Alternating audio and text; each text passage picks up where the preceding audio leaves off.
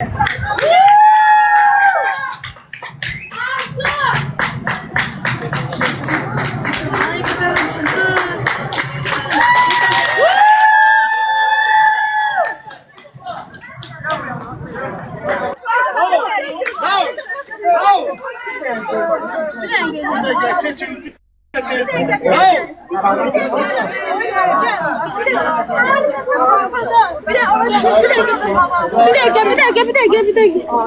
Sever paylaş. Teşekkürler ya.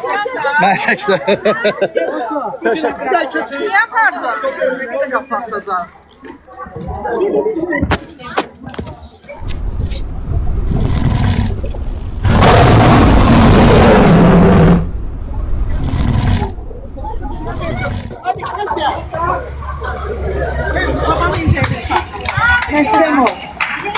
Bəli.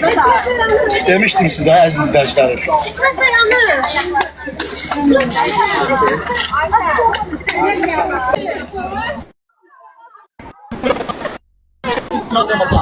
En yaxşıdaki maşını izləyəcəm. Arşan, geçmək istəyir.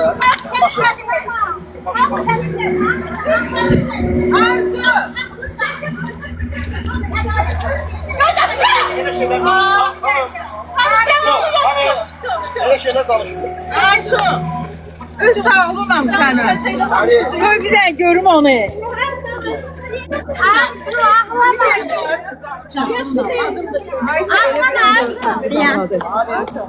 Arzu. Kurban olurum. Gözə. Raul. Biraz hava veririz ona. Raul. Raul. Bir də yoldaşın hava alsın. Gelin en yaxşısı Arzu Hanım. Siz gedin evə. Sonra müsahibə verərsiniz Arzu Hanım. Bırakın bu geçsin. Arzu Hanım.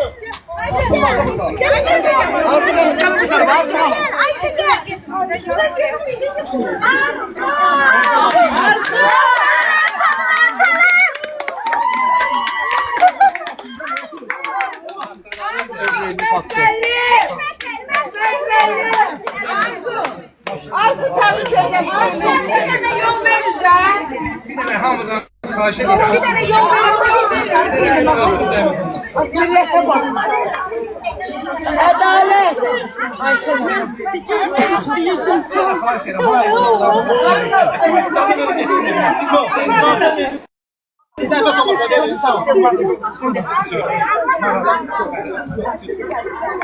Telefonunuza icazə verir ki,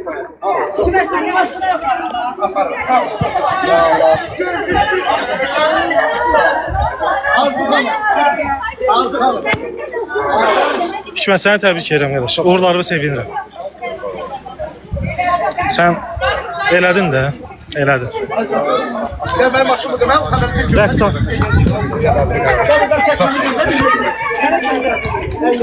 Şəhərdən qısa fikirlərinizi alaq da, bugünkü proseslə bağlı. Bugünkü proseslə bağlı hesab iki vəsait verildi. Hər ikisi təmin olundu. Ədalətli qərar üçün Qəmbul müəllimlik elədiyimizi bildirdik. Və hesab edirik ki, ədalətli prosesin aparılması daha da ədalətli olacaq. Rəqsanə İsmailovdan sonra bu ən ünlü olan TikTokeri, yəni Azarla qovuşdurdunuz. Fikirləriniz necədir?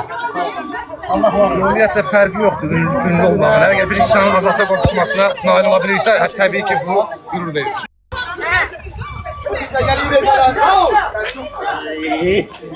Dostlar, inşallah Misir Qasımlı üçün də ədalətli qərar olar. İnşallah.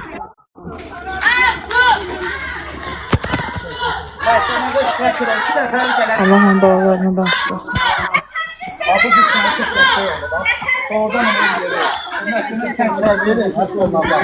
Oradan da.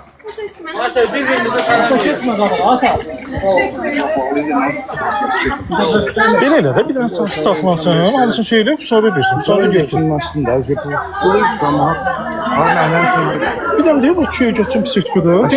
Köygəlikdir, rahat bir dənə müsahibə versin, qutarsın, geçsin də, belə incitmeyin insan. Arzu, azadlığa çıxacaq, hissedirdin biriləri. Ata, bir hissedirdin. Heç hiss eləmirdin. Gecə hazırlaşırdın, nə hiss elədin? Xahiş etdiniz. Mən bu məhkəmə üçün dedim, məhkəmədə qoyacağım. Fikirlərinizi bildirin. Arzu heç də danışma, qurban sənə. Heç də danışma. O birisi sual soruşur. Bu birisi deyir danışma. Bu birisi deyir. Məhkəməyə köklə xanım.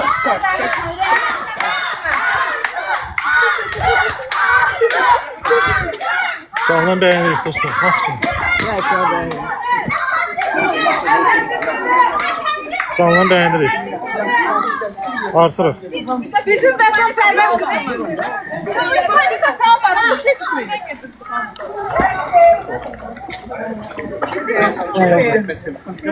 Siz məhkəməyə köklənin.